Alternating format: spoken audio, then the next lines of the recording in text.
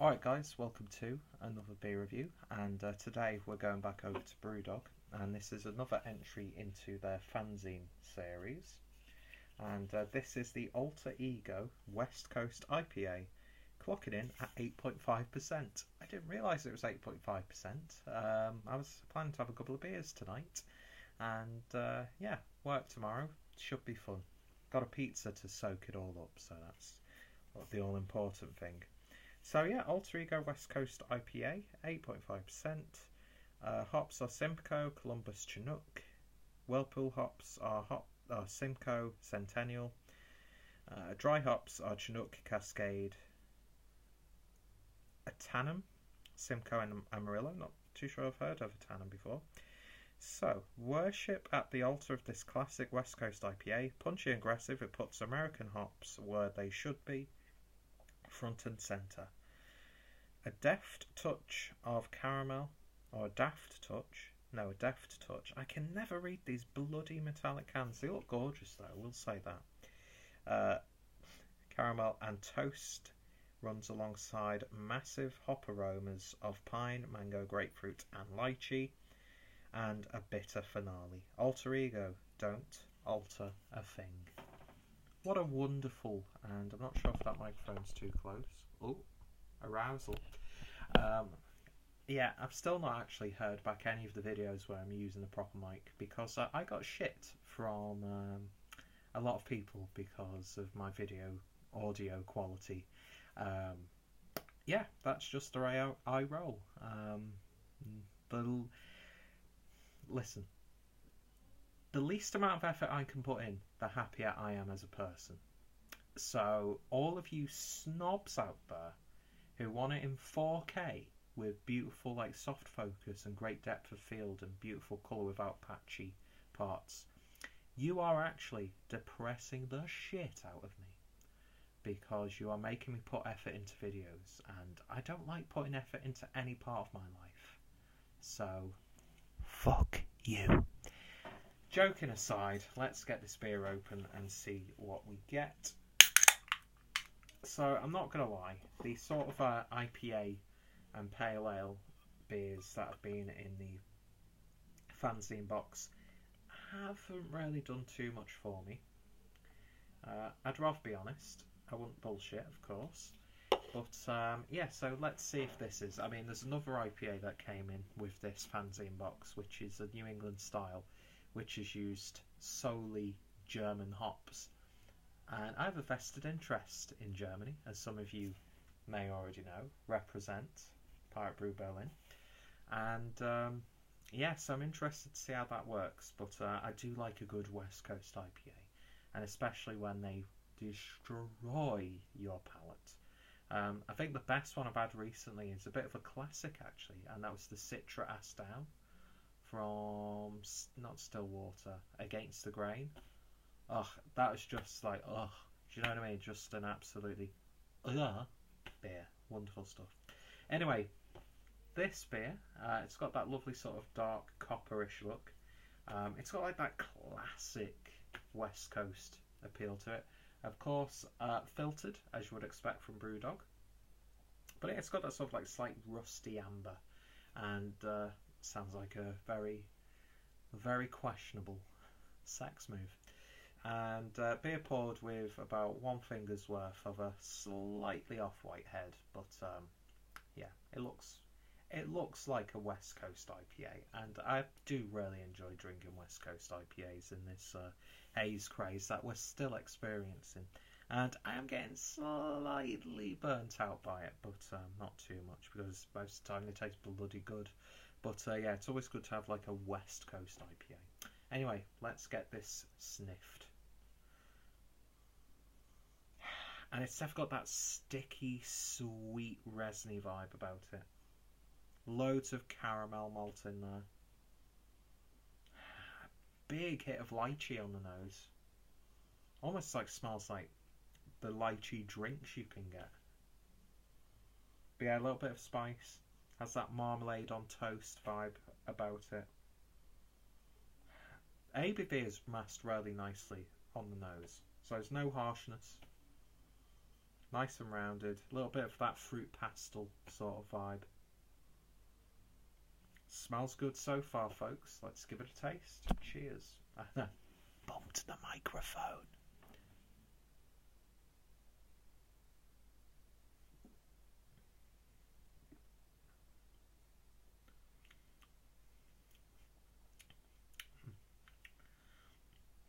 It's the back end on this beer that really stands out. Lovely hoppy bitterness on the back end. Sticky, resiny. It's got that oily vibe. Bit of warmth as well as it goes down. Not like that sort of, oh, it's not masked well at all sort of way, but just like, ooh. The sort of like hoppiness, I'd say, is what you're getting on the back end. As opposed to like an alcohol burn. I'm getting loads of rye character on this one. Loads of spicy, earthy hoppiness mixed in with a subtle, very subtle tropical vibe, but loads of citrus fruits. It's dank, it's chewy, marmalade on toast, big hit of grapefruit. But the body is really quite light, which is a little bit disappointing. First of all, it's not a bad beer at all. But I know for a fact that Brewdog can do these sorts of beers so much better than this. Jackhammer back in the day, perfect beer. The American IPA which they did for Tesco's, that was like one of the greatest beer experiences for me ever. When I was first getting into craft beer, having that, and it was like, what the hell is going on here? This just, it lacks the oomph that you want with a beer like this. And I think it sort of plays into what I've come to expect with this fanzine series from Brewdog. Is they're playing it a little bit too safe. Like they're trying to appeal to everyone. And I don't think they should be doing that with this series. I think the fanzine should give them an excuse to be as bombastic, as arrogant, as, you know, experimental. But no, it's just a little bit too safe. And I don't know. It's a lovely little beer though, don't get me wrong. And it's one that I will definitely take my time with. But it just makes me yearn for like classic Brewdog. And if you see that as a diss, I do apologise. It's not meant to be. It's just I want to be wowed again by Brewdog. I mean, their Imperial Stouts and their stronger, darker beers, they just nail it. Their lagers, they absolutely nail. Elvis Juice, it's my favourite beer. Do you know what I mean? So I know that Brewdog are capable of absolutely wonderful, wonderful things. And I really hoped that this series that they do, which is still great value for money, do not get me wrong, definitely worth a try to have a go for yourself. But I don't know if there's enough there for me to keep going every fortnight. So it's one of those things where I'll go back to it every now and then for a couple of tries. Do you know what I mean? Last fortnight's box was interesting. I've still got the Imperial Stout. You got a sort of Black Forest version of a beer that I think they've done with the fanzine series, which I'm keeping hold of. So I'm very much looking forward to those beers. But I'm not let down. I'm just a little bit disappointed with their IPAs and double IPAs in this box. Oh, and in the series in general. But yeah, I can't bash on the beer too much because I've had much worse. This isn't a bad beer by any stretch. It's just lacking something. Do you know what I mean?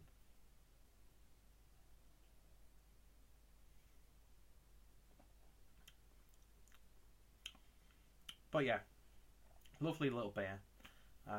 It's a step in the right direction for me, but again, maybe just do something a little bit different to it. You know, think outside the box. I'm trying to think of the word that I'd like to describe that. I mean, not every beer has to be out there. Sometimes it is great to play it safe. But when you're doing a series like Fanzine, this should be the outlet for creativity. And I just think they're missing that slightly with some of these beers. So maybe the timescale of new beers every 2 weeks is probably like crushing the creative edge that we want. Maybe we want too much nowadays with beer. Maybe there's nothing wrong at all with just doing safe beer. Brewdog have got the supermarket casual market. Same market, essentially. They've nailed it. They've got that absolutely perfect. They're probably one of those breweries that people go to time and time again. You want a 4-pack of some casual IPA to drink? Get a 4-pack of Dead Pony Club or a 4-pack of Punk. Not a great range of beers in the bar that you have, but they've got Punk on tap. Punk in a pint is absolutely lovely. It's still lovely to this day, I find. Can be a bit hit and miss in terms of batch to batch variation. Sometimes you get a really nice fruity version, then sometimes you'll just get really hardly any hop character. But yeah, I think I want more from this. Obnoxious. I want these beers to be obnoxious. I want them to either make you fall in love with the beer or absolutely hate it. Do you know what I mean? But yeah, maybe it all just boils down to we ask too much of breweries nowadays. And it's got a lot darker in this video in terms of picture quality, so it's going to be a lot more grainier and less watchable than it already is. But yeah. Aside from that, like, really evident hop character on the back end, surprisingly drinkable. You could almost session this and it would catch up. So in terms of a rating, it's definitely one of the better IPAs that I've had from the Fanzine series. So I'm not going to shit on it too much, because I still like Brewdog. I genuinely do. You know, unless they royally mess Elvis Juice, then I'm still going to try their beers, and I'll still try the Fanzine box every now and then.